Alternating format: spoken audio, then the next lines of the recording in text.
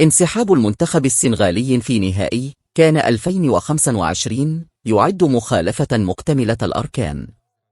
أكد الخبير في القانون الرياضي الأستاذ مراد العجوتي أن انسحاب لاعبي المنتخب السنغالي من أرضية الملعب خلال نهائي كأس الأمم الإفريقية 2025 يشكل من الناحية القانونية مخالفة تأديبية مكتملة الأركان، بغض النظر عن مدة الانسحاب أو عودة اللاعبين لأحقن لاستئناف المباراة. وأوضح العجوتي في تحليله القانوني للأحداث التي شهدها نهائي المغرب والسنغال أن مغادرة اللاعبين لأرضية الملعب دون أمر صريح من الحكم تعد في حد ذاتها مخالفة فورية وفقا لقوانين الاتحاد الإفريقي لكرة القدم CAF والاتحاد الدولي لكرة القدم FIFA. الأساس القانوني للمخالفة.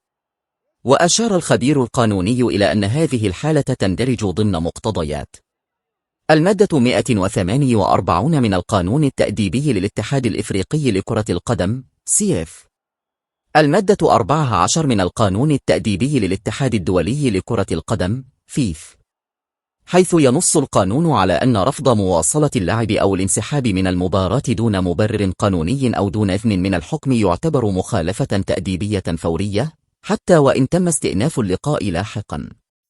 أحداث معقدة وسيناريو قانوني مفتوح.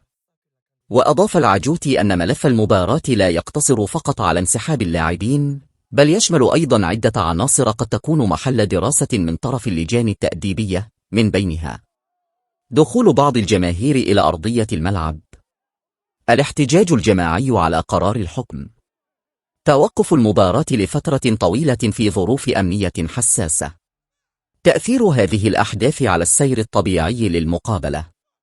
وأكد أن هذه المعطيات مجتمعة قد تعرض الجامعة السنغالية لكرة القدم لعقوبات محتملة سواء على مستوى المنتخب أو الطاقم التقني حسب ما ستخلص إليه تقارير الحكم والمندوبين الرسميين. تداعيات محتملة وقرارات مرتقبة.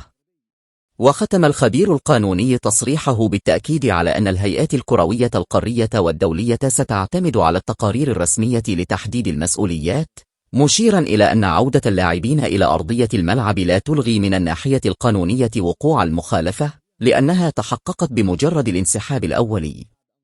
ومن المنتظر أن تبت لجان الانضباط التابعة للاتحاد الإفريقي لكرة القدم في هذا الملف خلال الأيام المقبلة، وسط ترقب لقرارات قد تكون لها تداعيات رياضية وقانونية على المنتخب السنغالي.